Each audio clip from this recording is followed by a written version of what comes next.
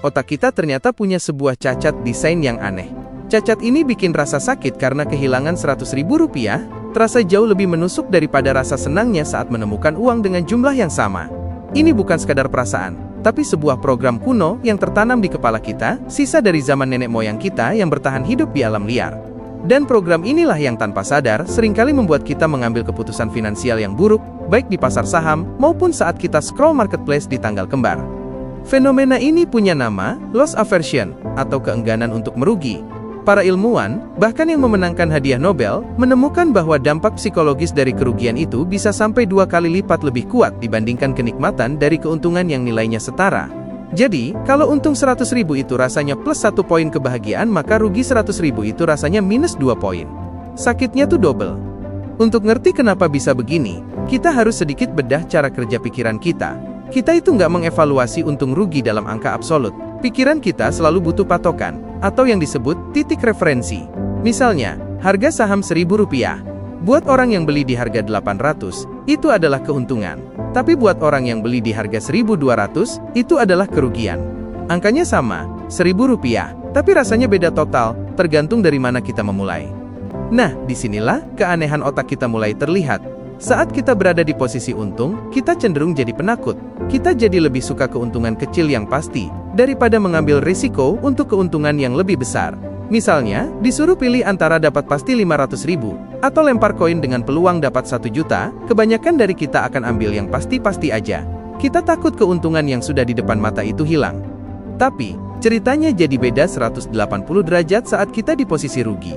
Anehnya, kita justru jadi pemberani. Kita jadi pencari risiko. Dihadapkan pilihan antara rugi pasti 500.000, atau lempar koin dengan peluang rugi 1 juta atau nggak rugi sama sekali, banyak yang akan memilih lempar koin. Kenapa? Karena ada harapan, sekecil apapun, untuk bisa menghindari rasa sakit dari kerugian itu. Rasa sakitnya begitu kuat, sampai-sampai kita rela mengambil risiko yang lebih besar, hanya untuk lari dari kenyataan pahit. Kalau kita intip lebih dalam lagi ke dalam otak pakai teknologi canggih, kita bisa lihat pertarungan sengit yang terjadi. Di satu sudut, ada bagian otak bernama amigdala. Anggap saja dia ini sistem alarm atau penjaga malam di otak kita. Tugasnya mendeteksi ancaman. Saat kita melihat potensi kerugian finansial, amigdala ini langsung teriak-teriak, "Bahaya! Awas! Rugi!" Di sudut lain, ada korteks prefrontal. Ini adalah bagian dewasanya otak kita, sang CEO yang rasional dan penuh perhitungan. Dia yang seharusnya menganalisis situasi dengan tenang. Tapi, seringkali teriakan panik dari si amigdala ini begitu kencang, sampai-sampai si CEO rasional jadi nggak bisa berpikir jernih. Akhirnya, keputusan yang kita ambil lebih didasari oleh rasa takut, bukan logika. Dampaknya di dunia nyata sangat besar. Coba kita lihat di pasar saham. Ada seorang investor yang pernah berbagi cerita pahitnya. Dia menaruh uang 50 juta rupiah di satu saham BUMN yang harganya lagi anjlok. Mikirnya ini kesempatan.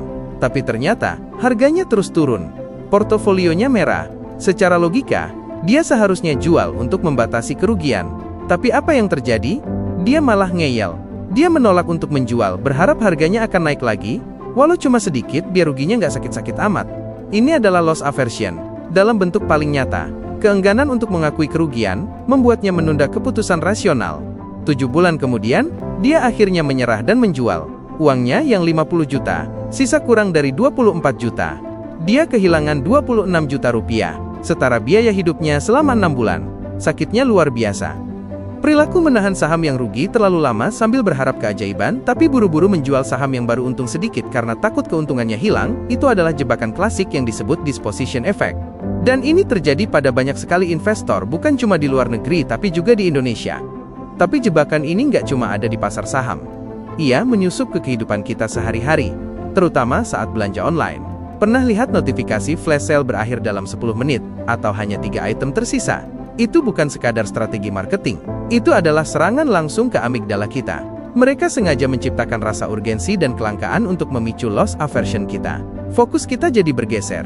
Bukan lagi tentang senangnya dapat barang diskon, tapi menjadi takutnya kehilangan kesempatan diskon. Rasa takut kehilangan inilah yang membuat kita melakukan pembelian impulsif, membeli barang yang mungkin nggak terlalu kita butuhkan. Ini juga yang menjelaskan kenapa kita sering terjebak dalam sunk cost fallacy, atau kesesatan biaya hangus. Kita terus nonton film yang jelek sampai habis karena sudah terlanjur bayar tiket. kita terus melanjutkan proyek yang gak jelas arahnya. Karena sudah terlalu banyak waktu dan tenaga yang diinvestasikan. Kita menolak untuk rugi atas investasi yang sudah kita keluarkan, meskipun secara rasional, melanjutkan justru akan menambah kerugian. Lalu, bagaimana cara kita melawan program kuno di otak kita ini? Kuncinya bukan dengan menghilangkannya, karena itu mustahil. Kuncinya adalah dengan menyadarinya, dan membangun sistem untuk mengakali kelemahan kita sendiri. Pertama, kesadaran. Sadari bahwa bias ini ada, dan ia memengaruhi kita semua. Dengan sadar, kita bisa mulai waspada. Kedua, buat aturan main saat pikiran kita sedang jernih. Misalnya dalam investasi, sebelum membeli, tentukan di harga berapa kamu akan menjual, baik saat untung maupun saat rugi.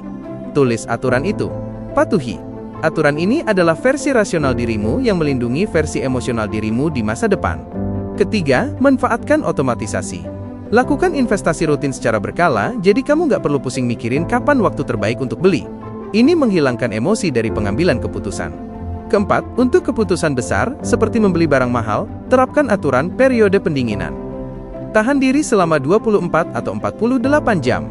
Beri waktu untuk si CEO rasional di otakmu, mengambil alih kembali kendali dari si penjaga malam yang panikan.